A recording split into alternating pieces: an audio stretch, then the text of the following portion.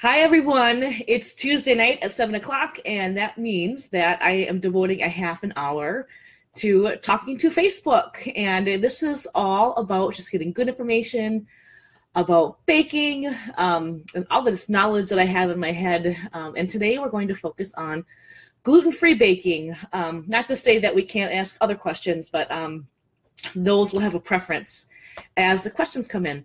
So I'd like to give it just a couple of minutes before we fully dive in to this session, I guess is what you can call it. Once again, my name is Jen Barney. I'm the owner of Meringue Bakery and the most recent Food Network Holiday Baking Champion. And I have so much of this knowledge. I really love to bake, and I love everything about it. And if I can share some knowledge with you, last week at Tuesday night, we had such a huge response. I was not expecting as much of a response as we did. It was pretty phenomenal.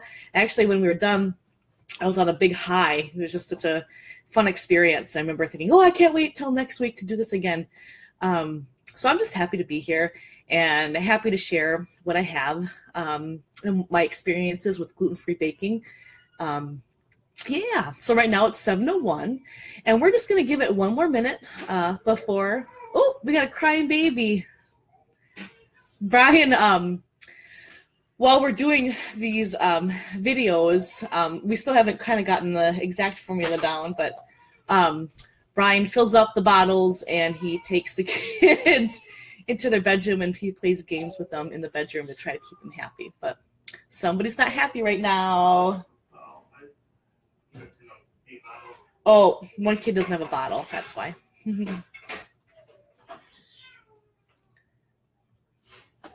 So we have some people joining. It is 7:02 right now. My name is Jen Barney, and in about another minute or so, we're going to get started talking about gluten-free baking. And I would encourage anybody who has any questions to get the conversation going. I'll start jibber-jabbering in a little bit here, and I'll just start telling you what my experience is with gluten-free baking and what's worked for me and what hasn't worked. But I would love if anybody has any questions to ask me about gluten-free baking or any question in general, but I'll give preference to the gluten-free baking questions tonight. It's cold outside, you guys. I've got my warmest winter sweater on because it is just cold. And I had some tea tonight, too. It's just that kind of a night. All right. It's 7:03. So I guess maybe I'll just start talking about my experience with gluten-free baking. You know, it's really, I would say in the last 5 years, there's been a huge shift in the demand for having gluten-free baked goods. And once again, I would love to have questions. I'll just keep talking about it until I get a good question that comes on in. I would say what I've learned is that it's best to stick with a recipe that you love and that you know works well, and to substitute a nice gluten-free flour in replacement of your flour. I have bought gluten-free books. I've spent countless hours researching gluten-free. There's a lot of like fancy gluten-free bakeries in big cities like New York City, and I've even bought some of their bakery cookbooks just to try to learn how I can replicate that type of baking into my needs and for what Wisconsin needs and what La Crosse needs. And what I've learned is that I really don't like the recipes. And it's not because they're not good bakeries. I don't know if they're giving, sometimes when people write cookbooks, I don't think they give the exact, I think they hold out a little bit on the actual recipe. I think that isn't a common thing that happens sometimes in my industry. And I have found that it's just better to take the recipe that I have that is tried and true and to substitute it with a good gluten-free flour. And the gluten-free flours that I have found on the market that are really good, in my experience, are Bob's 1-to-1. It's a 1-to-1 ratio, and it's on the label. And that's a gluten-free flour that you can find in most grocery stores. It's at Walmart. It's at Festival Foods in La Crosse. And that has really been, excuse me, That's been my go-to recipe, or sorry, go-to ingredient. Also, another great tip that I can give for gluten-free baking is to focus on recipes that have lots of texture and that have lots of bright flavors and interesting flavors in them. For example, if I was trying to make a gluten-free vanilla cake with vanilla frosting, I feel like you're setting yourself up for failure. And not that it won't taste good. It's just that substituting out regular flour for gluten-free flour, it loses the magic, and it's never quite the same. It's never quite as good as using real flour. And the key is to try to hide it with lots of different textures and lots of different flavors. So for example, I've had the best luck with doing a carrot cake type recipe. So a carrot cake it can have coconut in it, nuts in it. It can have pineapple in it. I mean, it has all these different textures that come into it. And if you're substituting in your gluten-free flour for that, it really helps mask the texture of the gluten-free flour. And I have to say, if I taste my carrot cake recipe, I can hardly tell the difference. And I mean that from the bottom of my heart. I mean, some recipes, you can tell. It has a textural difference. And even Bob's 1-to-1 does. Even as good as it is, it's not perfect. It's not the same as flour. And you get this textural difference that's mostly in the back of your mouth. And it hits, and it's like gummy maybe, but not quite. I mean, that's a strange word to use, but it's certainly not perfect. But if you have a cake that already has a ton of texture in it, like a nut cake or a carrot cake, you'll have better success because all those different textures will mask the texture of the gluten-free flour. So yeah, we got the questions rolling on in. Let me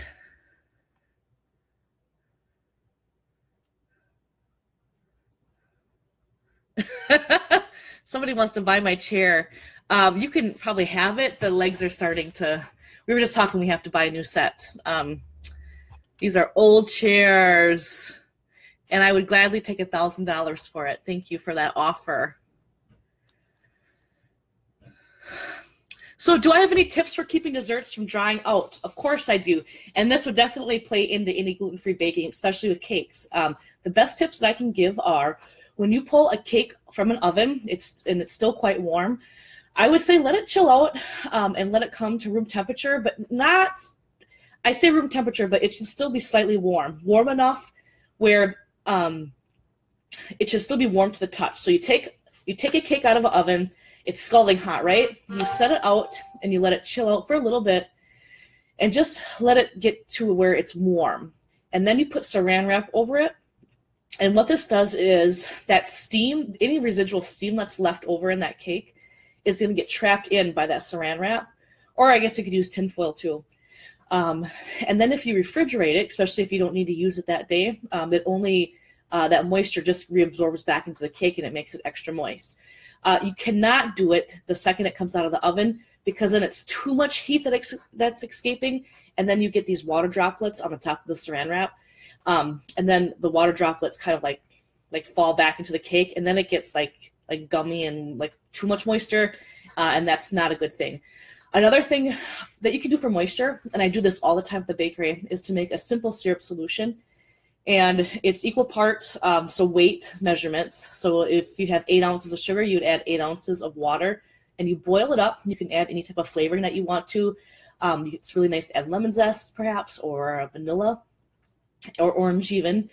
And then I drizzle that over the top of a cake that I'm just about to sandwich.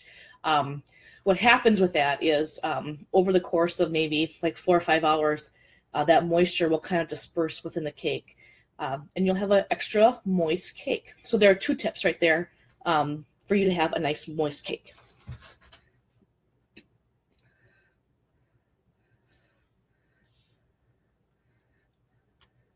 So I have a question here from Brienne. If someone needs gluten-free due to allergies, what is the best way to make it taste good? Is there additional ingredients we can substitute to help avoid the gummy taste? Yeah, I'm not the only one who notices that gummy taste. Once again, the number 1 tip that I can give you is if you have a choice, and you don't always have a choice, but if you have a choice, focus on doing a nutty cake or a cake that has lots of texture. Also, if a gluten-free recipe doesn't call for a product called xanthan gum, and that's a really funky word. I think it's spelled XANTHGUM. Somebody can check that for me. But xanthan gum is a product that you can buy. You can get it at Walmart. And you add maybe a teaspoon to a recipe. You can maybe add upwards of a tablespoon. You don't need a lot of it. But what it does is it helps emulsify gluten-free flours. And when flour, when you have, so let me back up. When you have regular flour, the gluten in there is where the protein is, and it helps give a cake structure. So what happens with a regular flour base is you develop the gluten in it, and it helps you give lots of structure. But when you don't have that same type of protein and gluten, especially when you're using gluten-free flours, sometimes it's easy for batters to kind of lose that structure, and especially when you have air expanding, when you get all those beautiful bubbles in a cake, you need that structure to be able to expand in order to give it a good texture. And that happens a lot. I think that's why you get that gummy texture from gluten-free baking, is just because it just doesn't have enough of that structure to withhold that when that air rises. So xanthan gum will help you because it helps emulsify the batters, and it also helps for when that raising happens. It helps give it a little bit of extra structure. So there's a good tip for you. Also, there are some, there's not a ton of recipes out there, but there are some recipes that naturally don't call for flour. For example, I make a really fantastic souffle cake, and it's a chocolate souffle cake. And it's made by taking egg whites and egg yolks, and you whip them up separately with sugar. And you whip them up both separately so that they're really like a really thick batter on both ends, the yolks and the whites. And then you end up folding a little bit of salt and a little bit of cocoa in at the end. And you bake it off, and it turns into, it is a very finicky batter in that it's so fragile that sometimes it can be kind of really hard to work with.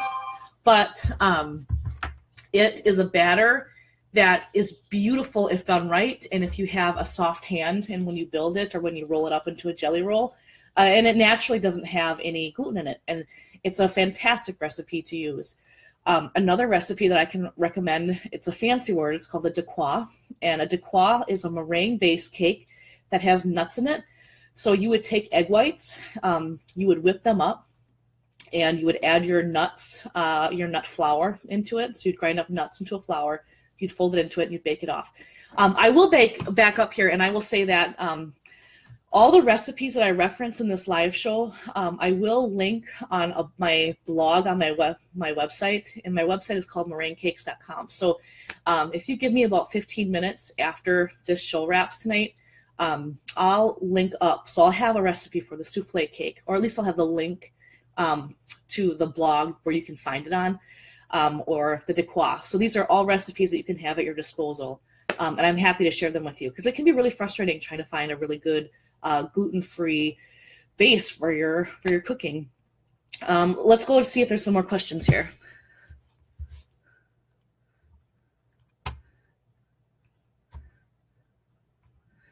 So Adam says that he's had, it sounds like maybe Adam, you've had some luck using Damien,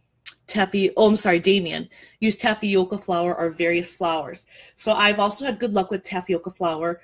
I have not had any luck with using any sort of garbanzo bean flour. And if somebody wants to chime in, and please tell me their experience with using garbanzo bean flour. But when I first started, I would buy these books, and they would say, use a variety of flour. So when you go to the store and you're looking at the gluten-free aisle, there's going to be tons of different options for you. There's going to be some options that are just one type of flour, like garbanzo bean flour or tapioca flour, or I even saw banana flour the other day. I don't even know what, I actually bought it. I haven't tried it yet, but I'm like, that sounds interesting. The key that I have found, or at least what these books were telling me, was that you had to have a mixture. So a mixture of coconut flour, a mixture of garbanzo bean flour, a mixture of rice flour or whatever it is that you had to have a mixture of it. And I do believe that that is actually a good piece of advice. But they all had these garbanzo bean flours in it, and it tastes horrible. It tastes like beans. So if you make something with it, and I was super frustrated when I first started out doing gluten-free baking, because that's what was available, or at least that's what the literature was saying. And I just it wasn't happening. It wasn't a product that I would want to sell, or that I would even feel good selling. Maybe garbanzo bean flour would translate well to savory recipes. Like if you had to coat a crab cake, that would be a good binder, because that lends itself to savory aspects. But for baking, I have not had any good luck with using garbanzo bean flour.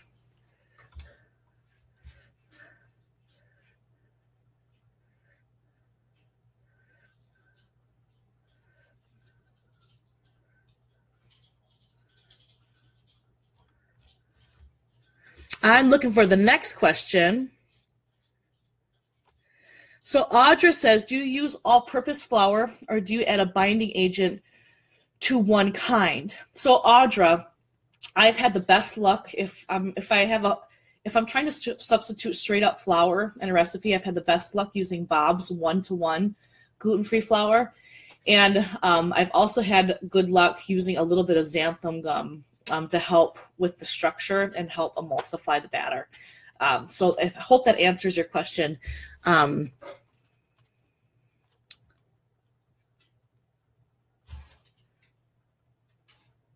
So Sarah says that she's had good luck with the Bob's 1-to-1 too, and I think that's really okay. So we've established Bob's 1-to-1. I'm hoping that other people have found the same outcomes as I have with it.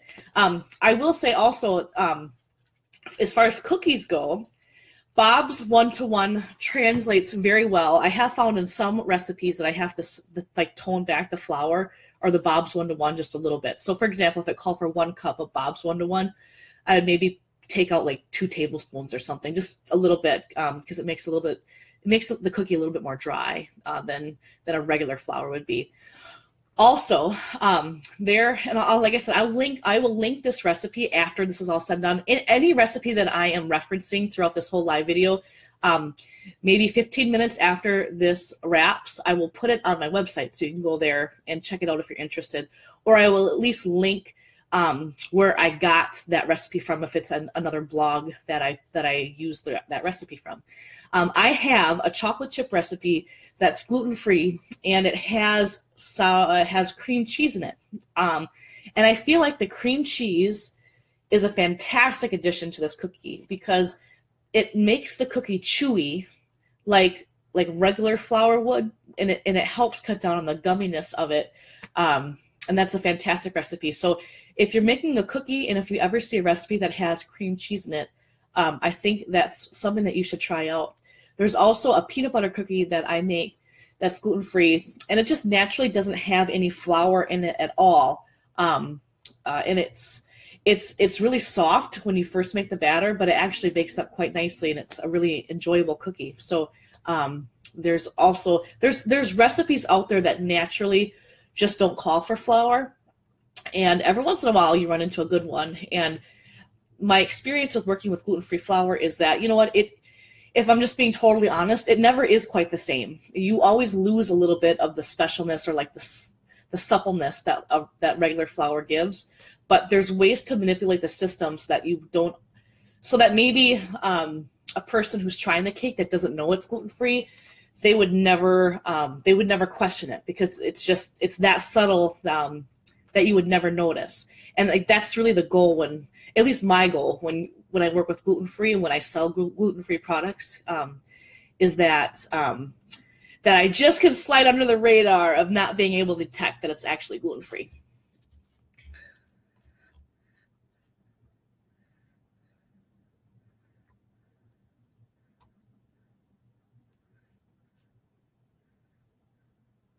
So Jonna Mansfield is at, hi Jonna, by the way. She's asking me if I have a favorite gluten-free recipe that I can make. And you know what I'm gonna say? It's called the pavlova, and it's a really fun recipe. Have any of you ever heard of something called divinity? It's like it's a cookie that's made with egg whites and sugar. So a pavlova, or sometimes it's just called like a meringue nest, is a recipe that you can make, and you whip up egg whites with a lot of sugar, and at the end you add some vanilla, and you add just a little bit of vinegar to it, and the vinegar, it helps make the meringue chewy in the middle, ironically, right? Who would have thought? So you bake off this meringue at a really low temp, and it comes out, and it's this, I mean, you can shape it in anything. You could pipe it into any type of shape. For if you're feeding a group, you could shape it into like layers, like a regular cake would be. Or you could make individual nests, which are really quite beautiful. So you bake them off, and when they come out of the oven, you let them dry out for probably a good half a day. It's something that you make a day in advance. But what's beautiful about it is maybe an hour before you have company, you start filling it with things like maybe macerated berries, or berries that have just been sitting in sugar for a little bit.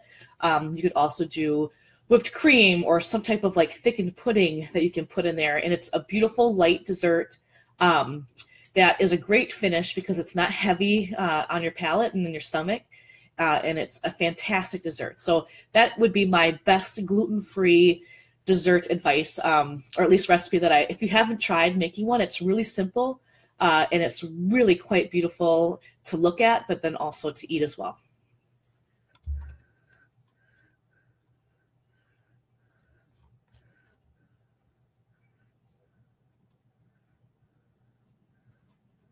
I'm looking for the next question.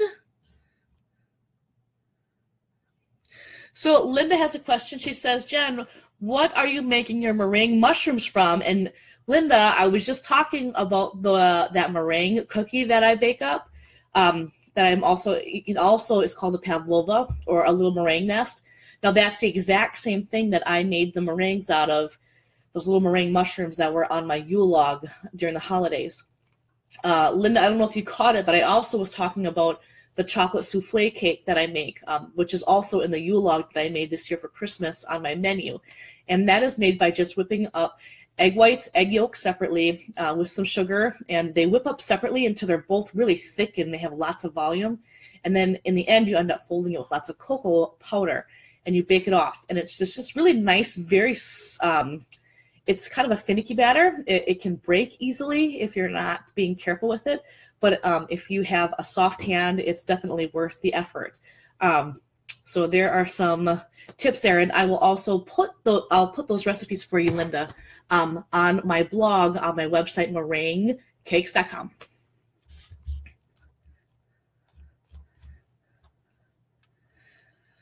Oh, Brooke wants to know what's the best gluten-free bread. And I will be the first to say that I am not an expert at gluten-free bread making, but I don't think it's easy. I think with cakes, there's so many things that you can pull from. There's textural differences, there's different flavors. With bread, it's such a pure, simple thing that I can't answer that with any great amount of education or experience behind me, and I apologize for that. I'm definitely more of a sweet dessert person than a bread maker.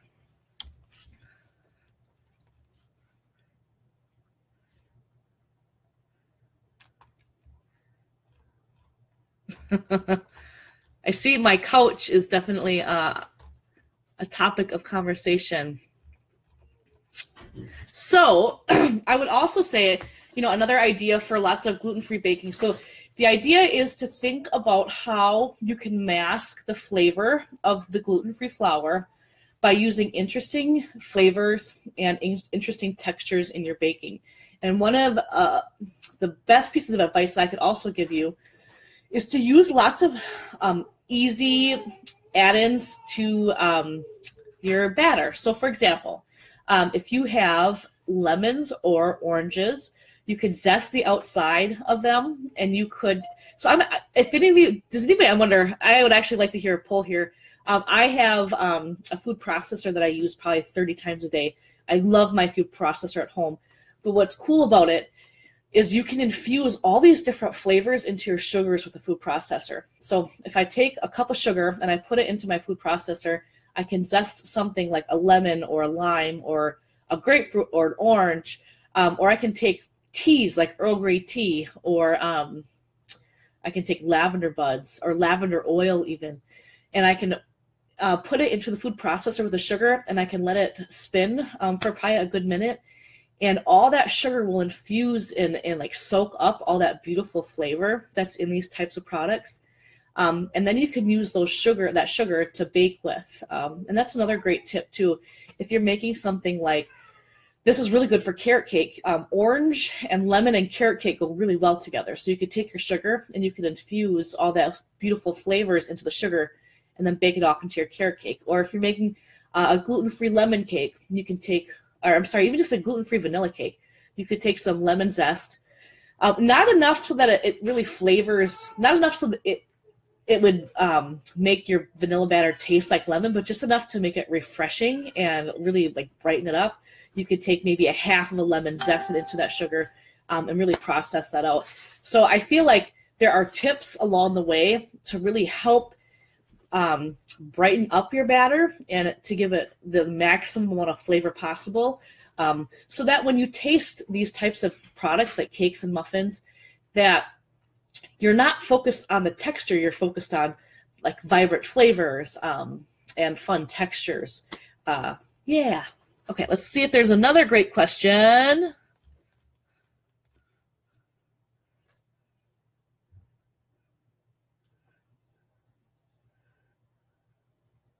So Linda has a question. She says, would you recommend the flavors you use in your favorite holiday cake in another video for a gluten-free cake? And the answer to that is absolutely. That. So Linda, that would be a great example of a molasses gingerbread cake. Has lots of bold flavors. We're talking, it has fresh ginger, it has pepper in it, it has orange notes in it. So that would be a great example of masking that gluten-free like texture in a cake with really bold flavor, so you don't notice it when you try it.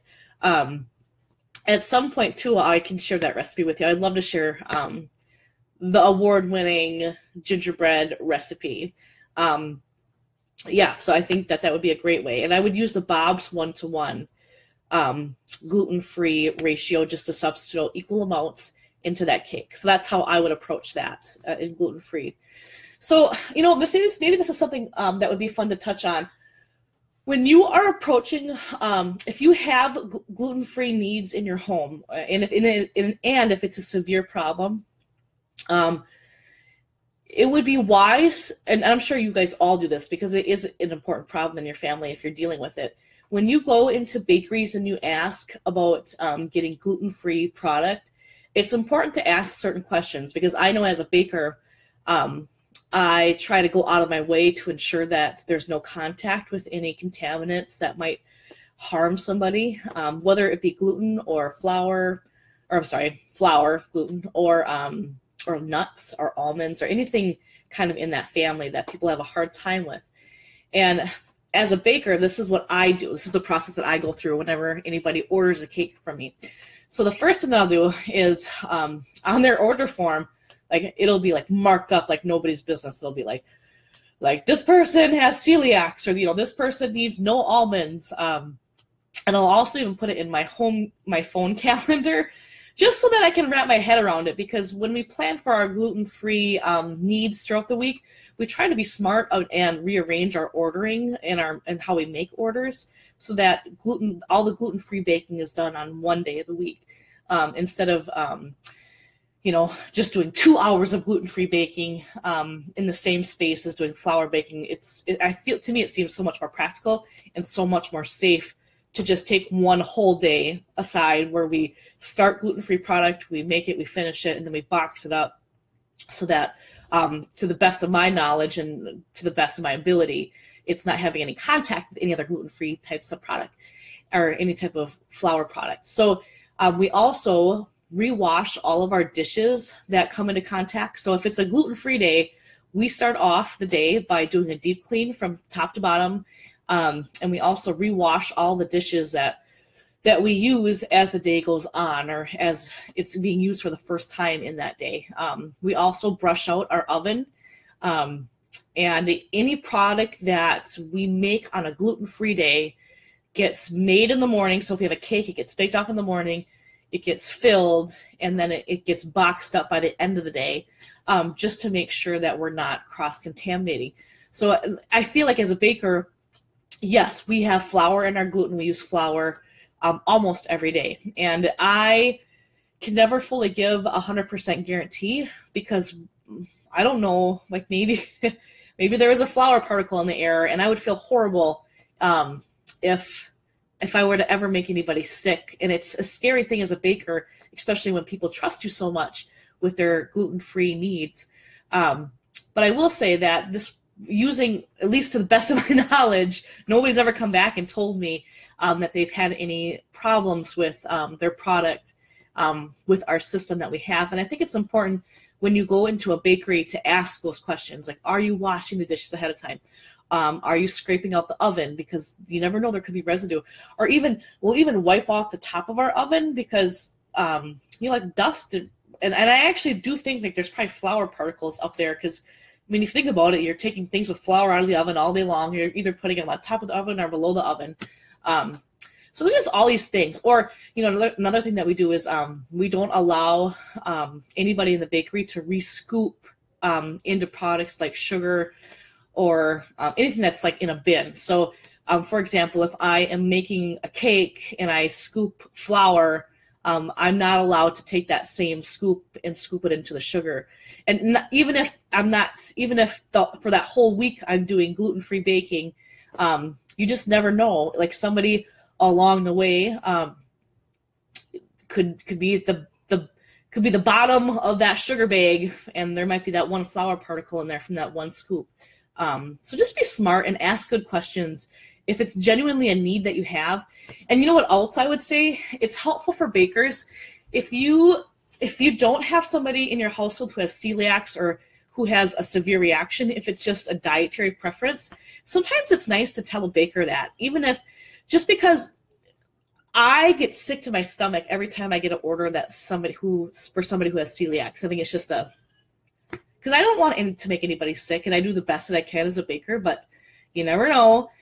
But if I know it's a dietary preference, it just helps me just relax a little bit, and I can, not have to resort to alcohol if I'm just so worried that I'm going to make somebody sick, especially on big events like if a bride has celiac disease. I mean, it would break my heart if I knew that I didn't provide her the type of dessert that she needed on her wedding day. So keep that in mind for the people where it's just a dietary preference.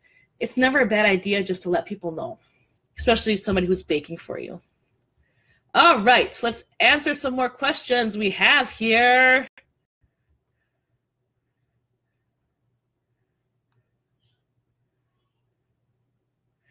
Okay, Linda, have you attempted to make gluten-free scones? I love scones, but the consistency when I bake them seems to be dense, like a doorstop, even though they are denser in texture to begin with. I love a good scone. Linda, I would happily share with you the scone that I have. So there's a gluten-free restaurant on Alaska that's called Cafe Divine. And for the most part, we supply their cakes and scones and cookies. And we have found a scone recipe, and it probably took me maybe 20 tries before I finally kind of tweaked it and got it right. And I think that recipe specifically has xanthan gum in it. And anytime you add a lot of, maybe with scones, and this is just a general scone tip, doesn't have to be gluten-free specific, but it's best to use frozen fruit when you make a scone. And it's best to get the scone in the oven while the fruit is still frozen, because the scone, the moisture from it, if it's not frozen, the moisture from it will make the scone batter a little bit too wet, and then a scone won't bake off properly. So that would be a tip, especially with gluten-free baking. Another tip I would say, like I've said before, is to add some nuts to it, and add actually ground up nuts maybe into the batter itself, or the scone base. You could also add things like chocolate chips. I mean, anything to give it texture, and so that it won't weigh the actual base down. So do not add fresh fruit to it. Not that that wouldn't be delicious, but the texture of fresh fruit is so moist that it doesn't help with scones, because a scone, in order for it to get that light and airy texture, you can only add so much moisture to that before it's not as beautiful as it should be. So keep that in mind.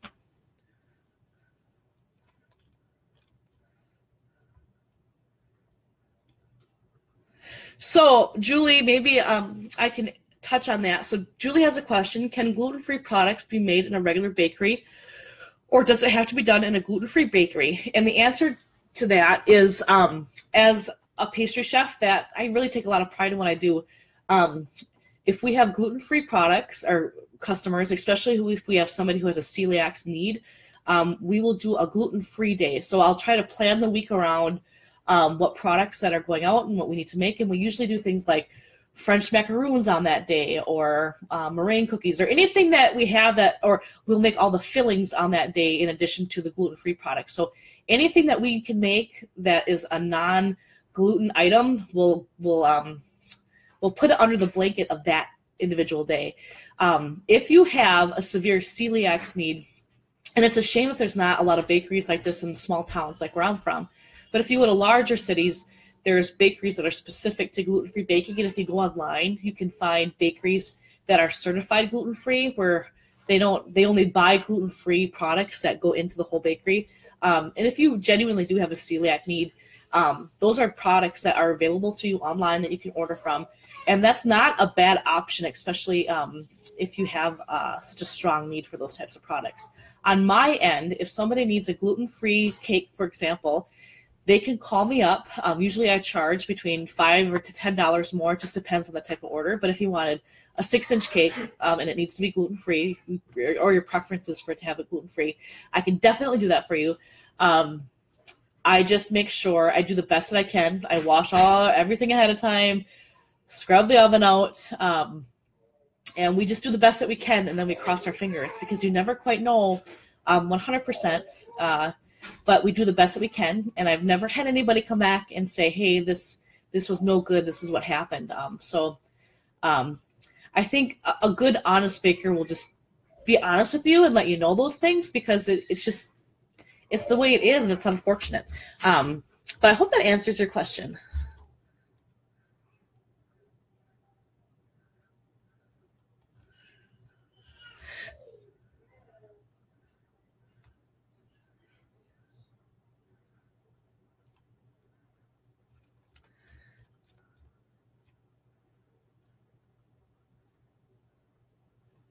So Sabrina has a question. She says, my almond flour scones that I'm trying to perfect keep turning into pancakes. Another egg, more butter, less butter? Well, my experience says that if your scone starts to flatten, that means you either have too much liquid content or too much butter content, or even perhaps too much egg. When you mix a scone, you should mix it with a spoon or your hands. You should never mix a scone with like a spatula or a paddle. Never mix a scone with a paddle. So the goal when you make a scone is to have as much contact with that batter as possible, because you want the scones to be light and airy. So there's a tip. And you also want the scone to be like on this fine line of being okay, so if you have a bowl and you have that batter right in front of you, it should look like it's almost dry, if that makes any sense. And you should be able to pack it into a scoop, or if you're packing it into like pucks that you're going to cut into, it should take a tiny little bit of effort for you to pack it into whatever shape that you are putting it into.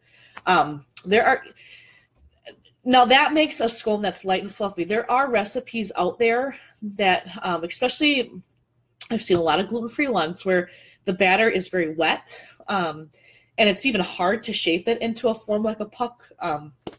And those recipes turn into more of a cakey scone, which, I mean, if that's what you're into, that would be, it can still taste good. Maybe it just doesn't have a true scone texture. But, scones are really something that is everybody has their preference, and even different parts of the world have their preference on what a scone should taste like. So who am I? Who am I to judge if your scone is a little bit soupy?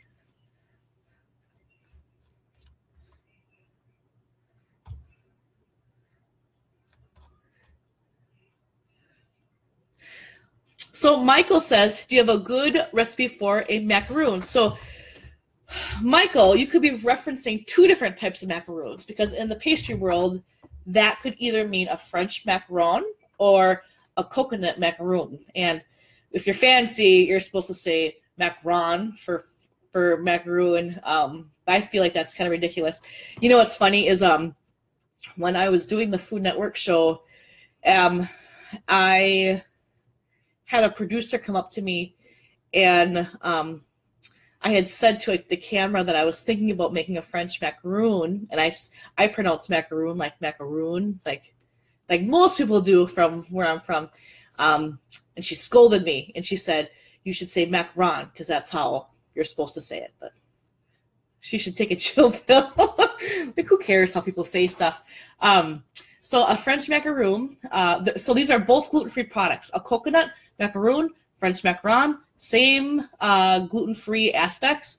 Coconut macaroon is made by taking coconut, and usually it has some sort of sometimes you can make it with sweet condensed milk. Sometimes I make mine by boiling sugar, and I add the coconut to it. So and they're usually like balls of coconut, and they're quite delicious, and they're especially good like around Passover. It's kind of like a nice springtime cookie. And a French macaron is a cookie that's made with almond flour. So you whip up a meringue with you don't have to cook it, but it's egg whites with sugar. And sometimes people cook the sugar and they stream it into the egg whites, and sometimes they just whip up the egg whites and the sugar, and then you fold it into almond flour. But you could also use other types of nut flours as well, and you bake it off into these cookies. They are finicky. French macaroons are not easy to do, and I will be the first to tell you that I think I finally perfected it, but it took me probably a good 7 years. And it's such a finicky cookie that in the bakery, we know even the oven placement that these cookies have to go into, because if they're not in the airflow isn't quite perfect, like some of them brown, some of them don't brown. It's a very complicated cookie for many reasons, because it's how many times you fold the batter. It could be if there's a lot of moisture in the air, that could affect your batter. Oven temp has a huge impact on French macaroons, or macarons, and even if it's like 5 degrees off, it's not quite the same. So I could share my recipe for French macarons, those sandwich cookies, but it's definitely a labor of love, and I feel like you really have to do a lot of research online, or even you can go up to the cities and take a class, or even to Madison, you could take classes on how to make them. And if you're serious about it, I think that's the approach. That's really the approach that you should probably take, because honestly, I have spent probably hundreds of dollars wasting like almond flour, and almond flour is expensive. And if I would have just taken a class right away, that probably would have saved me a lot of money. So I hope that answers. That was a long-winded. I kind of went on a little rampage there about those macaroons. They are finicky.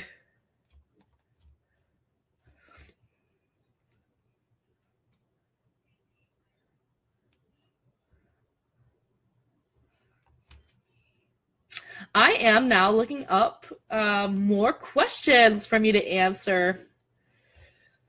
So Diane has a question. Do you sell bakery items in La Crosse at any stores or restaurants? And Diane, yes, I do. Thank you for asking. So in La Crosse, every morning, either me or my one employee, Jess, we make bakery items, and we fill Bean Juice's bakery case. So Bean Juice is a coffee shop, and it's in La Crosse, Wisconsin, and it's this really nice kind of cheeky little shop. And Teresa, the owner, she, what do you call it? She has her own beans, and then she it's been a long day. Like, where you have the green beans, and then you roast them. That's what I'm trying to say.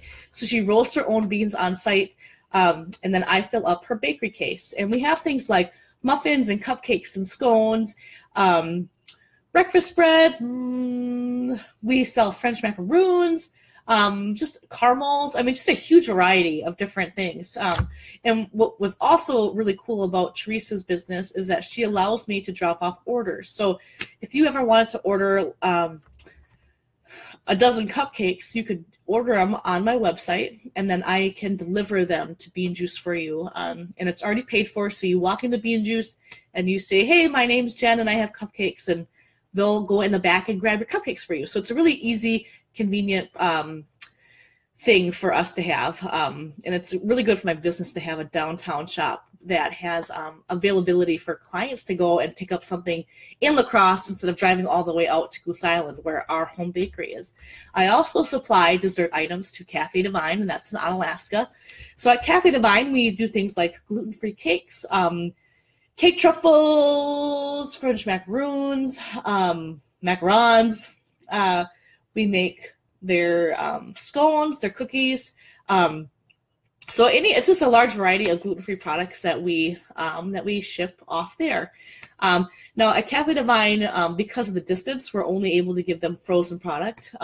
So we're not the ones baking off the scones or handling it every day, but it's a great solution because it gives her really good product. And it gives us business, so we're happy about that. We've also been approached by other businesses to make things like pies, but honestly, like, I'm just really happy being a cake person and being a bakery person, and I'm happy with keeping a really tight option available for people or for businesses that want to do wholesale. So we do things like cookies and bakery items, and that's kind of our world right now. Thank you for asking that question, Kim.